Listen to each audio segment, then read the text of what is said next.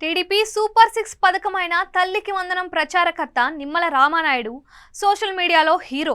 ఎన్నికల ప్రచారంలో భాగంగా ఒక ఇంటి వద్ద పిల్లల్ని చూసి రామానాయుడు ఉత్సాహంగా నీకు 15,000, నీకు 15,000, నీకో 15,000 అంటూ పెద్ద ఎత్తున ఊదరగొట్టారు. ఇంట్లో ఎంతమంది పిల్లలున్నా ప్రతి ఒక్కరికి 15,000 రూపాయల చొప్పున చదువుకోవడానికి అందజేస్తామని చంద్రబాబు నాయుడు మొదలుకొని రామానాయుడు వరకు పెద్ద ఎత్తున ప్రచారం చేశారు. కూటమి అధికారంలోకి వచ్చింది. సూపర్ 6 పథకాలను అమలు చేయడానికి ఆర్థిక ఇబ్బందులు అంటూ ముఖ్యమంత్రి చంద్రబాబు నాయుడు సన్నాయి నొక్కులు నొక్కుతున్నారు. పథకాలకు కేటాయింపులు చూపాల్సి వస్తుంది అనే భయంతో చివరికి బడ్జెట్ను కూడా ప్రవేశపెట్టలేని వైనం. ఇవన్నీ కాసేపు పక్కన పెట్టేద్దాం. కేంద్ర ఆర్థిక మంత్రి నిర్మలా సీతారామన్ బడ్జెట్ ప్రవేశపెట్టారు. అమరావతి రాజధాని నిర్మాణానికి 15,000 కోట్ల రూపాయలు ఏపీ ప్రభుత్వానికి అప్పు ఇచ్చే బాధ్యత తీసుకుంటామని కేంద్ర ప్రభుత్వం ప్రకటించింది.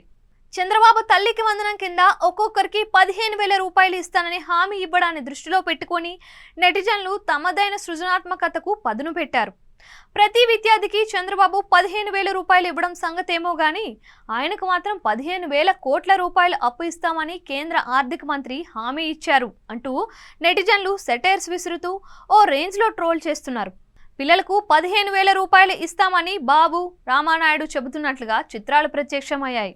ఇప్పుడు అదనంగా ఆ పిల్లల వరుసలో బాబు, పవన్ కళ్యాణ్, రామానాయుడు కూడా చేరడం నెటిజన్ల సృజనాత్మకతను ప్రతిబింబిస్తోంది.